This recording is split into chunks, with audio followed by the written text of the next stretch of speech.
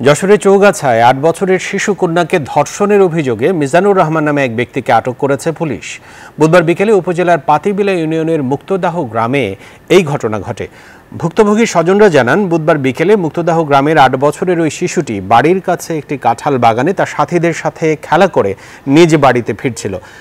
একই গ্রামের মিজানুর রহমান শিশুটিকে কৌশলে একটি একতলা ভবনের ভেতরে নিয়ে ধর্ষণ করে। শিশুটি বাড়ি ফিরলে প্রচুর রক্তক্ষরণ দেখে স্বজনরা দ্রুত তাকে স্থানীয় হাসপাতালে নিয়ে যায়।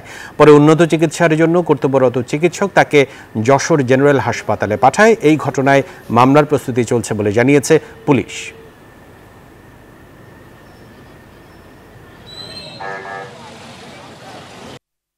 মেয়েটা আছে খেলা করছিল, প্রথমে খেলা করার পরে আছে মেয়েটার ওই ধর্ষণকারী ভালো বলে ঘরের মধ্যে জোর করে ডেকে নিয়ে যায়। যাওয়ার পরে মেয়েটা রেপ করে।